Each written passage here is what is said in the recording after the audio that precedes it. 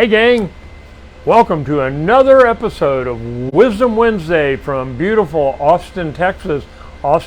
Rainy Austin, Texas this week.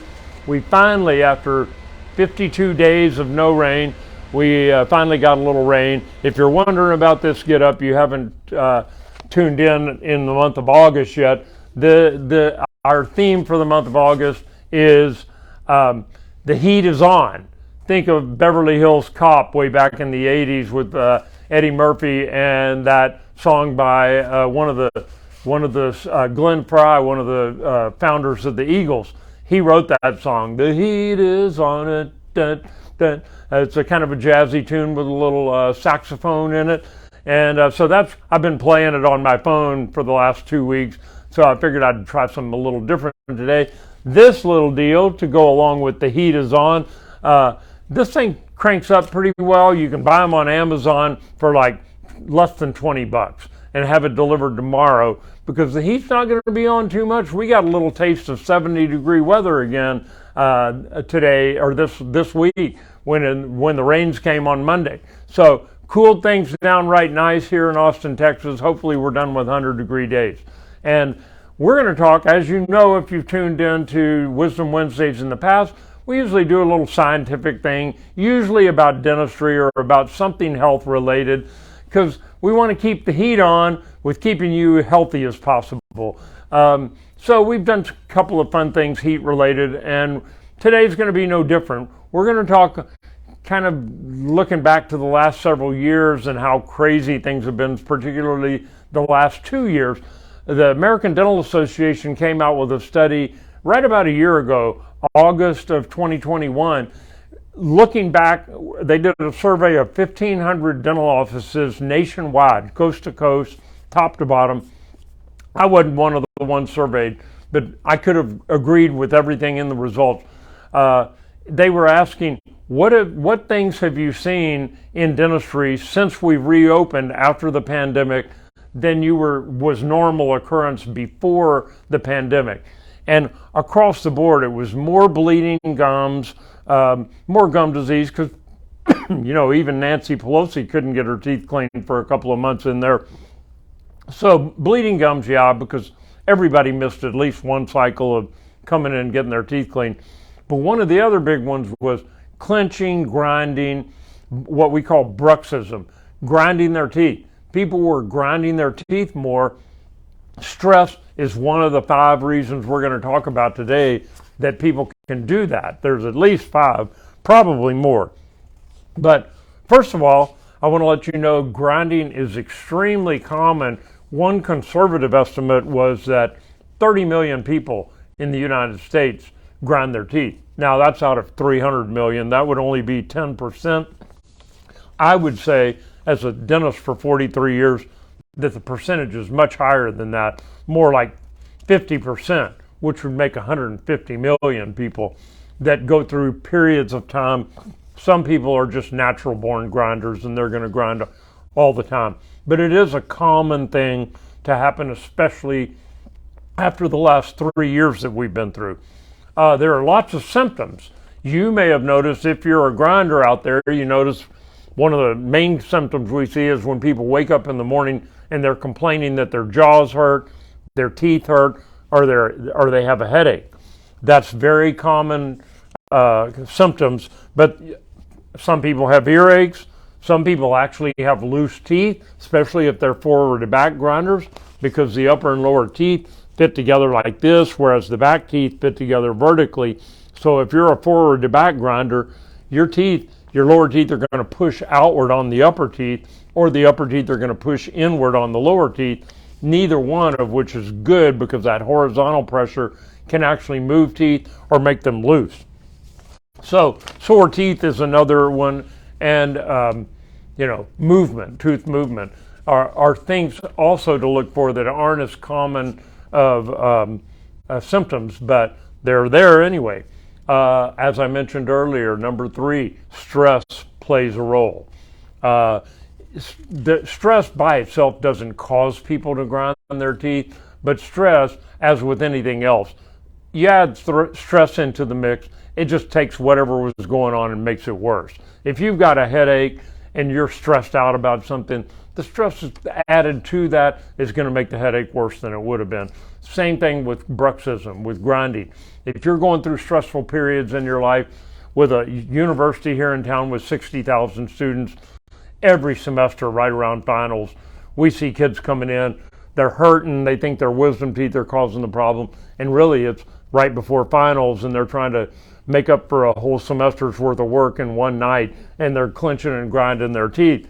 And sometimes their teeth hurt, sometimes their jaws hurt, sometimes they have a headache. But the stress is what kicked them over the edge. Same thing with people going through a divorce.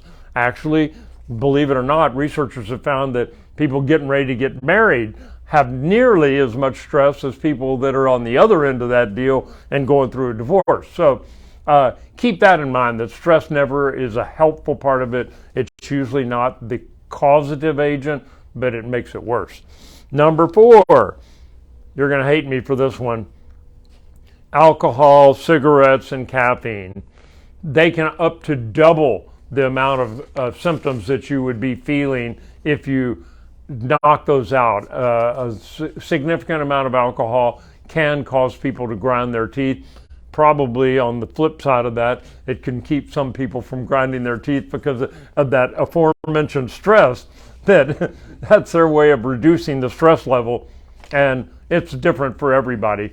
But cigarette intake, the nicotine and the caffeine in caffeinated drinks, particularly coffee, right before you go to bed at night, not going to help.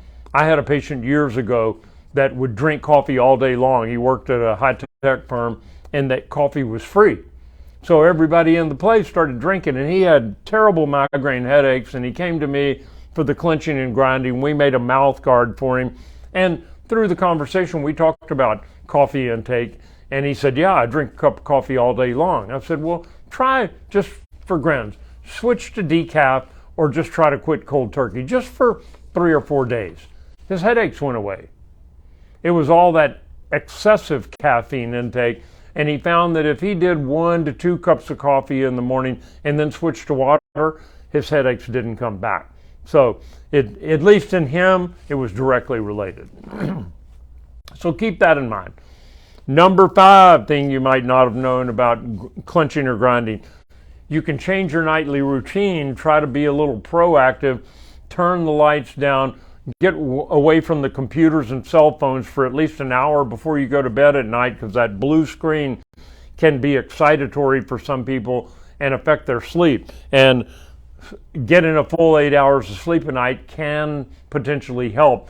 Now, if you're grinding your teeth at night, it's very possible that you're not even aware of it if you haven't had any of these other symptoms, and somebody else, a potentially helpful person in your household, might be pointing out to you that you're the one who's doing all the clenching and grinding and keeping them awake at night.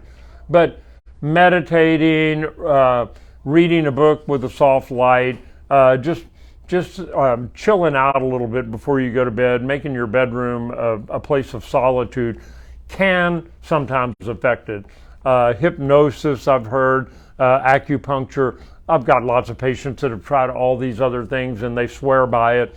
If one thing worked for everybody, I wouldn't have to even spend any time on this subject. I'd just tell you, here, go take this pill and it goes away. But it's not that way. It's a little more complex than that. But it is something to know about. So careful with that. And I hope if you're a grinder that some of this information helps you. You know, I always give a health tip for the week. And my health tip is, you've heard that old saying that it takes 43 muscles to frown and only 17 muscles to smile. Well, I cast some doubt on that, and I did a little research on the internet over the weekend, and believe it or not, that it's a cool saying, but it's actually not true. A guy in 2004 that ran a newsletter that looked into such myths like that hired a plastic surgeon, and they actually did muscle studies around the face. And in reality, they found that it only takes 11 muscles to frown, but it takes 12 major muscles to get a full smile, what they call a Duchenne smile, named after Dr. Duchesne, where your eyes crinkle up and you're really smiling. That's a full smile. That takes 12 muscles. So it actually takes one more muscle to smile than it does to frown. But these same guys researched it, and they said, shortly, within the first couple of weeks after we're born, usually babies do their first smile, way before they frown. And they say the smile muscles get used a lot more, so it may actually be less strenuous for you to smile, even though you're using one more muscle than frowning. And they've also done plenty of research to find that when you're around somebody who's smiling, it makes you want to smile too. And they've done studies even with babies that when people are smiling around the baby's going to smile earlier. So smiles are contagious. The way the craziness is going out there right now, think about the 70-degree weather. That ought to make you smile right there. So have a great week. I'll see you for one more Wisdom Wednesday in the month of August, and that'll be August 31st, next Wednesday. So until then, smile. It's contagious. See you next Wednesday.